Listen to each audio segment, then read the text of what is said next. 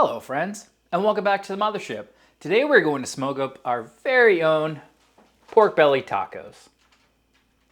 Let's get started. This is about 1.5 pounds of pork belly that I have cut into strips. As you can see, I have no skin on this. These came skinless. At some point I will do a video on cooking these with the skin on them, but today we're going to go skinless. And since I'm going to be putting a lot of soy sauce type stuff on here, which has a decent amount of salt, I'm just going to lightly salt these and then just apply some SPG. I'm going to be adding sugar in towards later on in our cook, so I want them to cook without caramelizing for a little bit before we go forward with adding in sugar.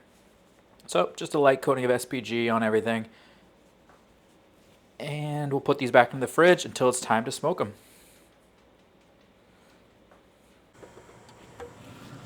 Our smoker is at the temperature at 225 degrees, and I have our pork strips on the top rack. As you can see, I put some tinfoil underneath because pork belly tends to leak quite a lot of fat, and I'd rather not clean it all up. I'm going to let this run for about an hour, monitoring obviously, and I expect around an hour mark is when I'm going to start putting on our glaze. But as always, we'll just keep monitoring it and we'll adjust accordingly. Now to get our glaze together, we're going to go in with our brown sugar, our soy sauce, and our hoisin sauce, which, let me tell you, is a lot easier to get out of the container if you warm it up slightly. Give a nice mix together, and this is going to be our glaze.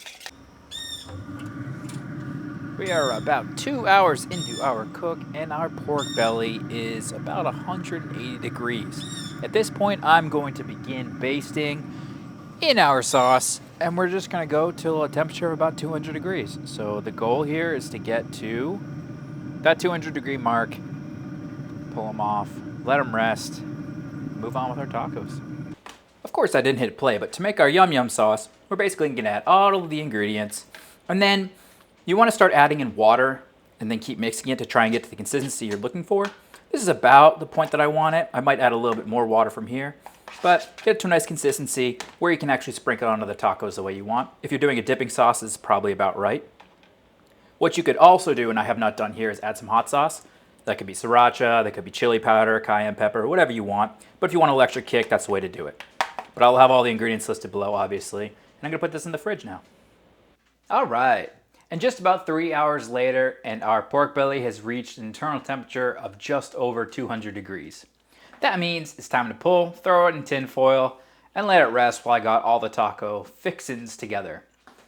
Now, as far as my coleslaw mix, I added in some soy sauce and some rice vinegar. I have the ratios down below just to get them, have a little bit of flavor to them. And then as you can see with our tacos, I just put our yum yum sauce crisscross at the top. They're gonna be fantastic.